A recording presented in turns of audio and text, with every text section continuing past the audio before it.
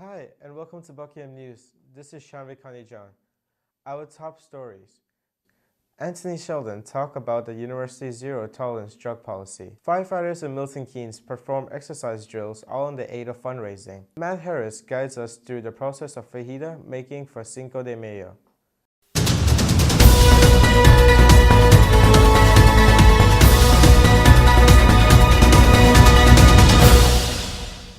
Firefighters took part in fundraising events in Milton Keynes to raise money for Creutzfeldt-Jakob disease initiative called the Cure CJD campaign.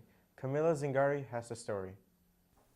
A team of 6 firefighters from Buckingham Fire Station began the fundraising at 7 a.m. in Middleton Hall and finished their challenge 12 hours later. The exercise consisted of each firefighter carrying a hosepipe and a dummy while racing up and down a set course 11 times in 11 minutes and 11 seconds. The reason we're doing this in the main is because it's my wife, Julie Robinson, she's currently dying in effect of CJD. There's currently no cure.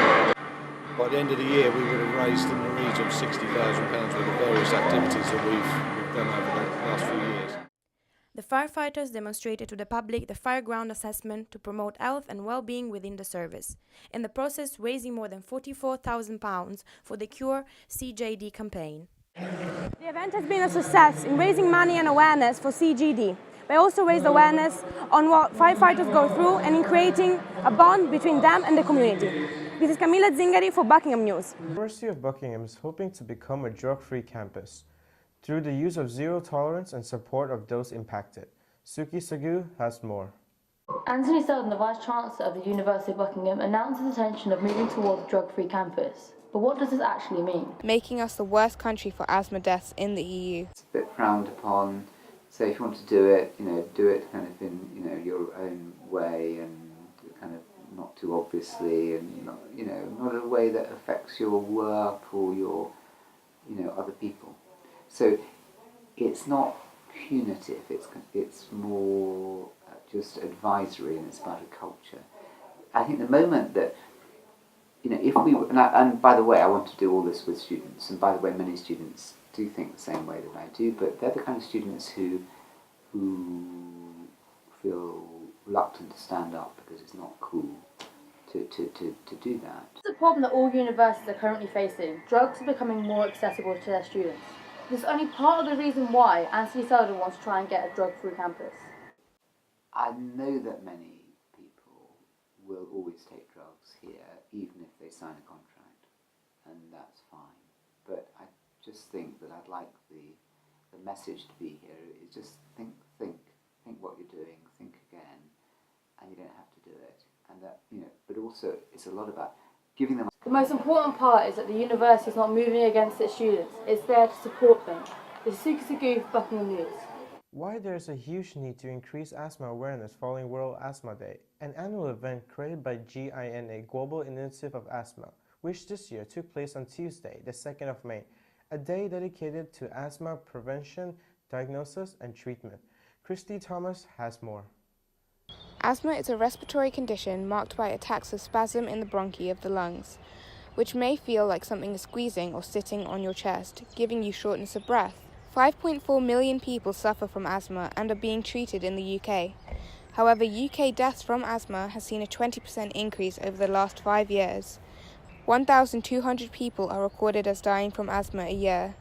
Asthma UK said their research found that this is because 65% of people with asthma are not receiving the basic care they need. It's important for people to take control of their own medicines. If you're feeling wheezy, it's important that you go to your doctor to get that checked. Not just if you're suffering with trouble with breathing or you're short of breath. It's important not to just ignore it and make sure you get that checked with your doctor. But back in Abu Dhabi, I'd get a lot more checkups, and the doctors would give you a lot more attention. So they'd phone you up every few months, every 2-3 months sometimes, and they'd ask how your asthma's going, and they'd ask if you've had any attacks, and if they feel it's serious enough or if it's happening a bit too often, then they'd call you in again. Whereas here in the NHS, the most attention I'd get is a checkup once a year, and that was with the nurse, not even the doctor. If you have experienced any of the symptoms mentioned, that is coughing, wheezing, shortness of breath or chest tightness, be sure to contact your local GP or the Swan practice. This is Kirsty Thomas for Buckingham News. The Buckingham branch of Santander Bank, located on Hunter Street, is to close at the end of July 2018. Adam Williams, spokesman of the bank, said, "The way customers choose to bank with us is always changing, so we regularly review our branch network to make sure it is meeting local customers' changing needs." The decision to close this branch was taken when it became evident that the location of the bank will be affected by the redevelopment of the University of Buckingham. Whenever you're ready to record. The Silverstone Circuit hosted JapFest last Sunday, one of the biggest club gatherings of Japanese domestic cars, featuring drifting, racing, and over 4,000 static car display. Clubs from all over the UK turned out to display sparkling engines, bodywork, wraps, and generally have a show off. The hot weather added to the excitement with a record number of visitors attending. Weekend, the Barons were playing their first playoff match by winning the league last week. Sophia Rook was at the court. Having clinched the league in last week's away fixture, the Barons entered Sunday's match against Kettering with momentous intention after a respectable quarter-final victory in their cup tournament. Right from tip-off, the Barons took an early double-digit lead with great defensive gameplay, leading to a quick break from Nzenwa, which saw the university team's initial basket being the first in a series of clean shots. The same can't be said for Kettering, who struggled to get the basket into the hoop. Smooth passing highlighted cohesive tactics and rendered the Barons virtually unstoppable in the first quarter, but the away team weren't without downfalls, racking up a few fouls on their way to the top, as Kettering attempted to narrow the margin.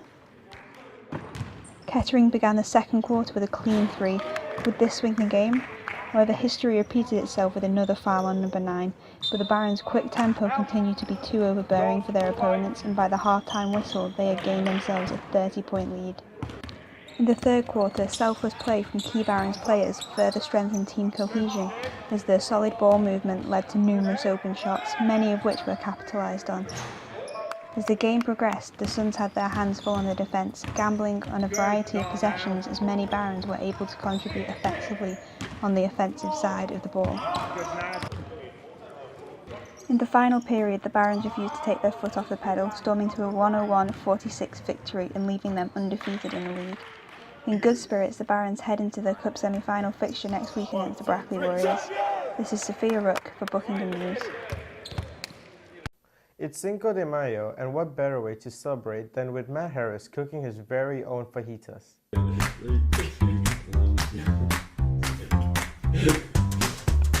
Cinco de Mayo. Originally honoured to mark the victory of the battle over France from Mexico, it is now celebrated to mark and recognise the culture of Mexican relations with America. It's celebrated worldwide, and we're going to be celebrating it in this kitchen with fajitas. For this dish you will need 3 chicken breasts, 2 peppers, 1 onion, 8 flour tortillas, 1 sachet smoky barbecue fajita seasoning, and olive oil. Slice the chicken, peppers and onion into strips, then fry the chicken in a dash of oil for 5 to 8 minutes or until thoroughly cooked and piping hot throughout. Add the sliced peppers and onion and sprinkle over the smoky barbecue fajita seasoning. Fry for another 2 to 3 minutes, stirring continuously so the seasoning coats the chicken and vegetables. Fill each tortilla with the barbecue chicken and vegetable mix and top with tomato salsa if needed. Invite some friends over and stun them with this classic Mexican dish. For Buckingham News, this is Matt Harris.